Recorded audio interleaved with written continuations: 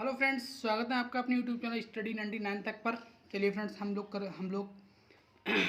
करते हैं paper first का चैप्टर 2 पार्ट 2 शिक्षा शास्त्र बीए सेकेंड ईयर 2022। सही है। जैसे कि हम लोग एजुकेशन पढ़ रहे थे, एजुकेशन इसका चैप्टर 1 जो है उसकी पार्ट 1 और पार्ट 2 हम करा चुके हैं। चैप्टर 2 का पार्ट 1 भी करा चुके हैं और चैप्टर 2 का पार्ट 2 ये है आप लोगों के लिए। चलिए फ्रेंड्स, जैसे कि क्वेश्चन है कि शिक्षा मनोविज्ञान के अध्ययन की कौन कौन सी विधियां हैं, किसी एक विधि का वर्णन कीजिए। शिक्षा मनोविज्ञान में निरीक्षण विधि का क्या महत्व है, इस विधि के प्रमुख गुणों व अवगुणों पर प्रकाश डालिए। सही है। क्वेश्चन तो आप समझिए गए। चलिए अब हम लोग आगे बढ़ते हैं। हम लोग देखते हैं इसका उत्तर। शिक्षा मनोविज्ञान के अध्ययन की विधियां जो है निम्नवत हैं, यानी कि इसकी अनेक विधियां हैं। सही है। जैसे फर्स्ट पर्सन हम पहली विधि हम देखते हैं निरीक्षण विधि। क्या है? निरीक्षण विधि। निरीक्षण विधि अधिक वैज्ञानिक मानी जाती है। निरीक्षण विधि जो है ये सर्वाधिक वैज्ञानिक मानी जाती है, क्योंकि अध्ययनकर्ता स्वयं निरीक्षण करता है। यानी कि जो अध्ययन करता होता है, जो व्यक्ति अध्ययन कर रहा है, जो व्यक्ति पढ़ रहा है, वही स्वयं क्या करता है? निरीक्षण करता है। इसे प्रत्यक्ष विधि भी कहते हैं। निरीक्षण विधि जो है ये निम्न प्रकार से हो सकती है। जैसे ये है अंतर्दर्शन विधि।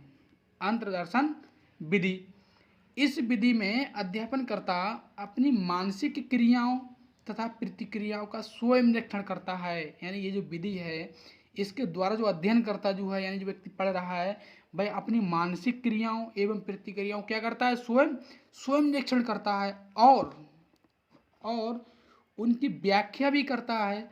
यही कारण है कि विद्वानों ने इस विधि को क्या कहा है? आत्मनिरीक्षण विधि का नाम दिया है। क्या कहा है? आत्मनिरीक्षण विधि कहा है। जैसे आगे देखते हैं हम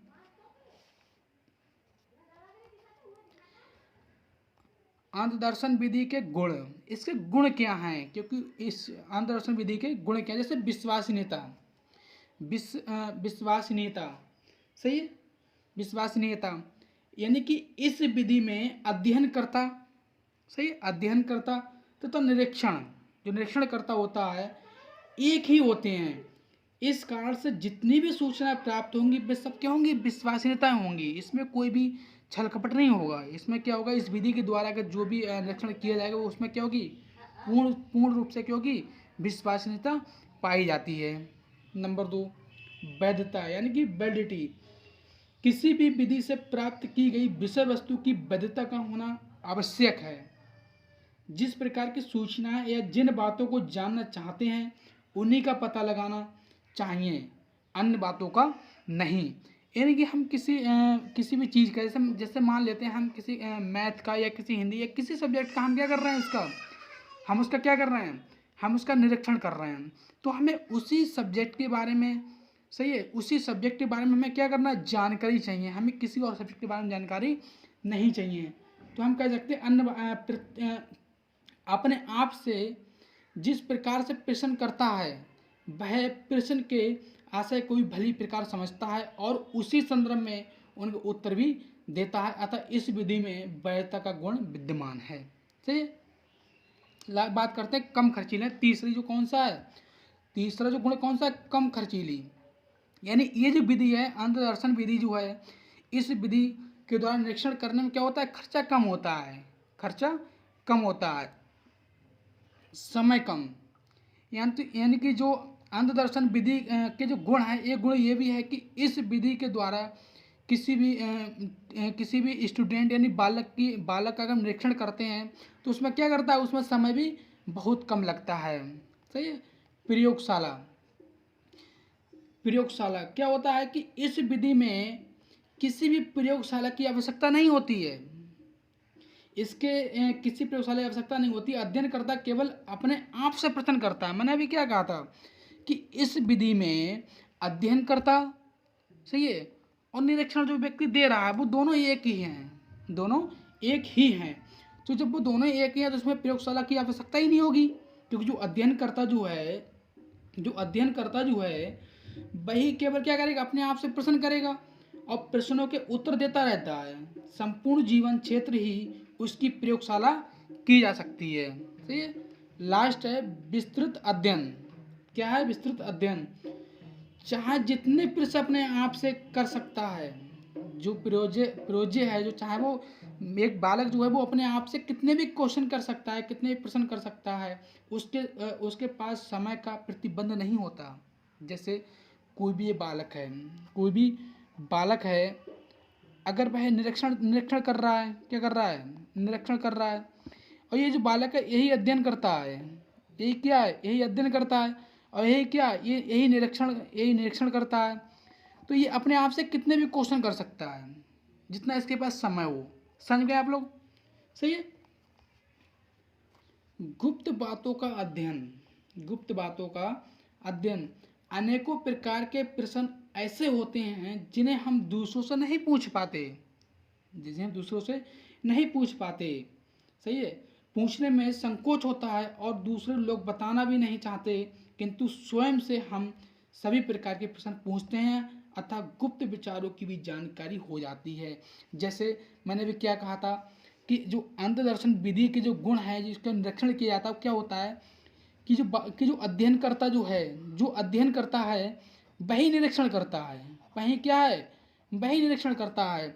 जैसे मान लो एक बालक है, एक बालक है, एक बालक है, और यही बालक क्या है, अध्ययन कर रहा है, अध्ययन कर रहा है, और यही बालक क्या करेगा, निरीक्षण करेगा। किसका?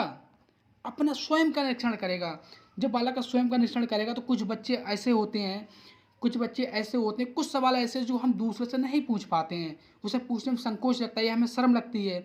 तो बालक क्या करता है कि इस प्रकार के जो सवाल होते हैं बच्चा खुद अपने आप से पूछ सकता है और उनके आंसर उत्तर भी क्या वो जान सकता है। सही है। सुविधाजनक। लास्ट जो है वो क्या है आपका, सुविधाजनक। अंतदर्शन विधि में कहीं कहीं जाना नहीं होता है, जो अंतदर्शन विधि उसमें कहीं जाना नहीं होता है।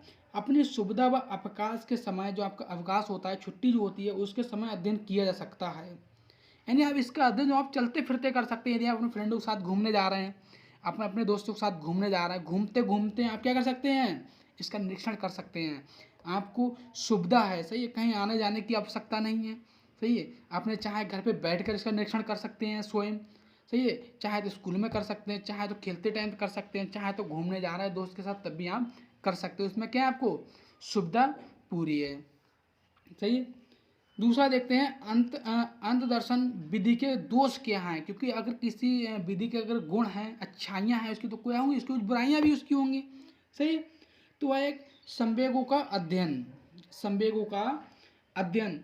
इस विधि में संवेगों का अध्ययन करना कठिन होता है। क्या होता है, कठिन होता है। अध्ययनकर्ता और प्रोजे दोनों एक ही होते हैं, यानी कि जो अध्ययन करता होता है और जो निरीक्षण करता है दोनों क्या होते हैं, एक ही होते हैं। जिस समय अध्ययनकर्ता अपने संवेग का अध्ययन करने की सोचता है, उस समय तुरंत वही संवेगात्मक स्थिति समाप्त हो जाती है। जैसे क्रोध का अध्ययन करना। सही है। क्योंकि वो क्रोध का अध्ययन खुद नहीं, कोई व्यक्ति है क्रोध का अध्ययन खुद नहीं कर पाएगा। वो वह सोचता है कि क्रोध अवस्था में उसका व्यवहार किस प्रकार हो सकता है, उसके चेहरे व शरीर की कैसी स्थिति है। क्रोधित अवस्था में वह जैसे ही किसी दर्पण के सामने खड़ा होता है तो उसकी क्रोधावस्था समाप्त हो जाती है। समझ में आ गया आप लोग? जैसे संवेगों का अध्ययन कहने मतलब जैसे कोई बच्चा है, यदि वो क्रोध करता है तो वह क्रोधावस्था में अगर किसी मिरर के सामने यानी कि शीशे के सामने जब वो खड़ा होगा तो क्या होगा, इसकी क्रोधावस्था समाप्त हो जाएगी। क्या होगा, समाप्त हो जाएगी। सही है। दूसरा पक्षपात। जो आपकी अंतर्दर्शन विधि होती है इसमें जो बच्चा है, जैसे मान लो एक बालक है, वह खुद अध्ययन करता है, वो निरीक्षण करता है, उसमें पक्षपात कर सकता है। वो सामने वाले से कह सकता है कि मान लो मैंने अपने आप से 10 क्वेश्चन पूछे और मेरे 10 क्वेश्चन सही हुए। समझ रहे हैं आप? सब पक्षपात करता हुए। गुप्त विचार। गुप्त विचार। इसमें क्या होता है, बालक अपने गुप्त विचारों को छिपा कर रखता है। क्या होता है, जो गुप्त विचार जो होते हैं इसमें दोष ये भी है कि जो बच्चा जो होता है अपने गुप्त विचार उसको छुपा कर रखता है, अपने गुप्त विचारों तथा बातों को उल्लेख नहीं करता। वह नहीं चाहता कि अन्य लोग उसकी गुप्त बातों को जानें या उसका अपमान करें। समझ गए आप लोग? हम लोग क्या कर रहे थे, गुप्त करता, जैसे कि पक्षपात हम कर ही चुके हैं। गुप्तगर्ता हम लोग कर रहे थे। जो गुप्त विचार होता है, इसमें क्या होता है, बालक जो होता है अपने गुप्त विचारों को छिपा कर रखता है। वह नहीं चाहता कि जो हमारे गुप्त विचार है वो सामने वाले व्यक्ति को पता चले, जिससे हमारा अपमान हो या वो हमारी बातों को जाने। समझ में आया? ये किसका दोष, ये भी है। लास्ट जो है आपका बाल अध्ययन। क्या है आपका लास्ट जो है वो है आपका बाल अध्ययन। इस विधि से छोटे बच्चों का अध्ययन कठिन होता है। इस विधि से क्या होता है, छोटे बच्चों का जो अध्ययन होता है वो कठिन होता है, क्योंकि क्योंकि बालक इस विधि से छोटे बालक जो अध्ययन नहीं कर पाएंगे ना, कि जिस बच्चों के अंदर समझ नहीं है, जिस बच्चों को समझ नहीं है कि क्या सामाजिक वातावरण है, क्या मतलब क्या स्कूली शिक्षा है, तो वह अपना खुद का निरीक्षण कैसे कर पाएगा। समझे आप लोग? खुद का निरीक्षण वह कैसे कर पाएगा। अब हम करते हैं वो फर्स्ट, ये सेकंड है बाह्य निरीक्षण विधि। यानी कि शिक्षा मनोविज्ञान में अध्ययन अधिकतर इसी विधि से होता है। जो शिक्षा मनोविज्ञान जो है, इसमें जो अधिकतर जो निरीक्षण जो किए जाते हैं वो बाह्य निरीक्षण विधि के द्वारा ही किए जाते हैं। इसमें बालक चाहे कितना भी बड़ा क्यों ना हो जाए, उसका अध्ययन जो है वो सफलतापूर्वक किया जा सकता है। सही है? अध्ययनकर्ता किसी भी आयु के बालक का विभिन्न क्रियाओं, व्यवहारों तथा विकासात्मक क्षमताओं का निरीक्षण कर सकता है। बाह्य निरीक्षण के दो प्रकार होते हैं। कौन कौन से? एक सहभागी निरीक्षण होता है, एक असहभागी निरीक्षण होता है। सहभागी निरीक्षण वह होता है, सहभागी निरीक्षण क्या होता है, जैसे सहभागी निरीक्षण में अध्ययनकर्ता बालक के परिवार में ही शामिल होकर एक पारिवारिक सदस्य के रूप में रहता है। बालक उसको अपनी परिवार का सदस्य समझने लगता है, उसके सामने सारे व्यवहार प्राकृतिक रूप में करने लगता है। अध्ययनकर्ता पाठशाला जाने वाले आयु के बालक का अध्ययन करने के लिए उसके पाठशाला समूह का सहभागी सदस्य बन जाता है। यानी कहने का मतलब ये है कि कोई भी अगर यदि टीचर है, बालक के घर पे जाकर उसका निरीक्षण करना चाहता है, यदि बालक उसे सहयोग करेगा तब वो उसका निरीक्षण करने में क्या होगा, सफल हो जाएगा। और असहभागी निरीक्षण यानी कि यदि बालक किसी शिक्षक से अपने घर पे बनावटी व्यवहार दिखाएगा, सही, उसे सहयोग नहीं करेगा, असहयोग करेगा, तो क्या हो जाए, वो असहभागी निरीक्षण कहलाएगा। चलिए फ्रेंड्स, यदि वीडियो आपको पसंद आई हो तो वीडियो को लाइक करें, कमेंट करें, शेयर करें। जय हिंद दोस्तों, वंदे मातरम।